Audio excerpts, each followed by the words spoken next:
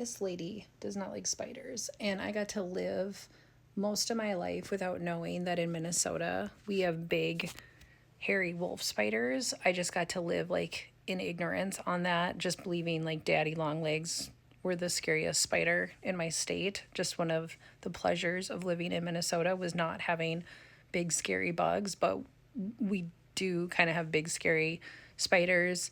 They they don't really do anything, right? They don't really want to mess with us. This is not a story about spiders in that sense.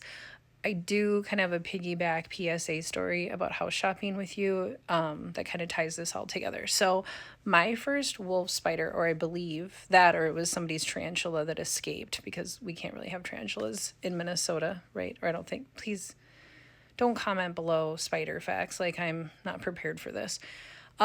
So, I guess I thought it was common sense that we don't pull on people's houses, like pull at parts like pulling the carpet back or pulling back vapor barrier or I don't know, things like that. Or punching. I've seen people punch things. Uh, that's a different story. I've seen people, pick at something where it's like, okay, what's underneath?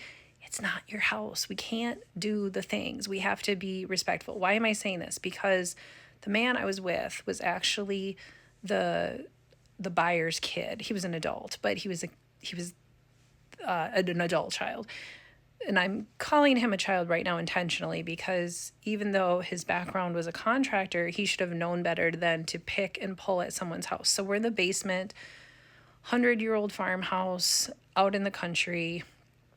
I guess that was already going to be a cue that we're going to see a wolf spider. And he pulls back what typically would be vapor barrier in a basement. I don't think it was because it was black. I think it was like actually somebody just stapled like garbage bags maybe to the wall. I'm not sure. It just was super inappropriate that he pulled on it because I do think he pulled the staple. But where I got really, so that was my first surprise. But I got a little bit more surprised when I saw this giant hairy wolf spider right there next to his hand. I was just like having a lot of moments because it's like, kind of need to reprimand you, which doesn't feel appropriate as an agent. Like, I don't think my job is to reprimand people ever. But now I'm like, you can't do that. And second of all, that spider makes me want to run out of this room and burn the house down, which I did not do, obviously. But I was just like really having a moment with the spider and him, and it was just a lot.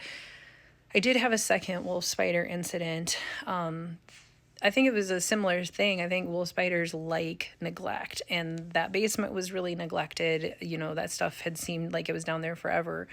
And now the other house was really neglected too. Like it was just a full blown hoarder house. And in fact, when they opened the front door and let me in, the wolf spider was like just chilling right there on the floor. Like I still am not convinced that wasn't someone's missing tarantula because it was so big and it was just so random. And I was like, your spider's right there. Like it's the size of a dog. So those are some fun things about being a real estate agent that they don't talk about on Selling Sunset or Selling Manhattan or selling whatever.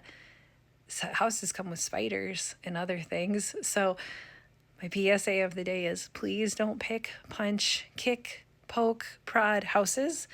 They aren't yours. You're just house shopping. You're just window shopping. Not literally. You're not opening all the windows because this is someone's property and we get in trouble when we damage it. And, sorry might not be good enough.